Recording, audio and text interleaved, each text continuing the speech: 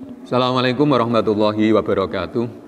Bismillah, alhamdulillah, wassalatu wassalamu ala rasulillah Sayyidina wa maulana Muhammad ibn Abdillah wa ala alihi wa sahbihi wa mawala wa la hawla wa la quwata illa billah amma ba'du. Ada pertanyaan, bolehkah belajar dan mengajar membaca Al-Quran bagi wanita-wanita yang haid?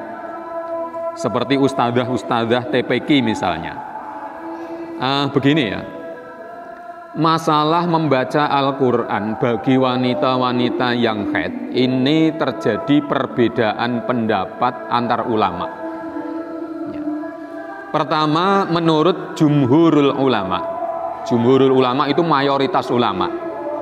Nah, karena ini mayoritas, maka tentu pendapatnya ini lebih kuat ya.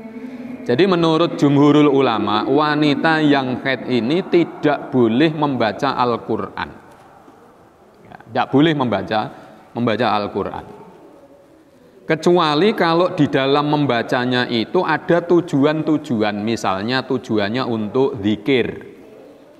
Jadi baca Qur'annya memang tujuannya zikir, misalnya astaghfirullahaladzim, alhamdulillah, itu kan semua dari bacaan-bacaan Al-Quran ya. Atau tujuannya doa ya, ada doa-doa itu yang diambilkan dari Al-Quran, misalnya Rabbana dzolamna anfusana wa illam taghfir lana wa tarhamna lanakunanna minal khasirin, dan yang lain itu banyak doa-doa dari Al-Quran. Jadi memang tujuannya zikir, tujuannya doa. Nah, yang tidak boleh itu kalau membaca murni deres itu tidak ada tujuan zikir, tidak ada tujuan doa ya. Termasuk tujuan lit ta'lim, tujuan mengajar ya, termasuk belajar. Jadi kalau tujuannya mengajar, membetulkan bacaan yang tidak benar, itu boleh ya. Jadi dengan demikian untuk guru-guru TPQ, ustadzah-ustadzah ini terutama, jadi tidak perlu ragu lagi, misalnya dalam kondisi haid tetap mengajar tidak apa-apa ya, karena memang tujuannya tidak membaca, tujuannya untuk taklim.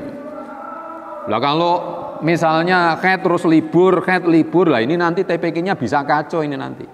Nah, bayangkan kalau misalnya itu ustadzahnya 5, lah haidnya bareng semua lah, bisa libur itu nanti.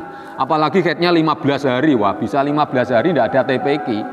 Nah, jadi tidak apa-apa wanita-wanita yang haid begitu ya, karena tujuannya lit ta'lim, tujuannya untuk mengajar, termasuk misalnya anak-anak yang sudah haid ya, dia belajar tidak apa-apa.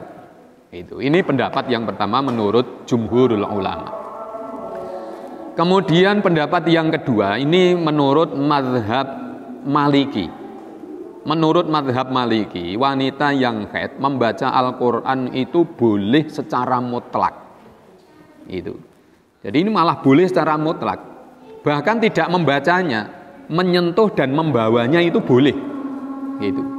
Kalau yang jumhur tadi kan hanya membaca saja, tapi kalau Maliki ini sampai membawa, menyentuhnya itu boleh. Membawa, menyentuh mushaf Al-Quran maksudnya. Jadi ini saya ulangi sekali lagi, bagi wanita-wanita, ustadzah-ustadzah ya, yang aktif di Taman Pendidikan Quran. Jadi kalau misalnya dalam kondisi haid boleh mengajarkan Al-Quran karena tujuannya untuk lit ta'lim. Yang tidak boleh itu kalau menurut jumhurul ulama murni membaca, ini yang tidak boleh. Saya kira ini semoga bermanfaat. Wassalamualaikum warahmatullahi wabarakatuh.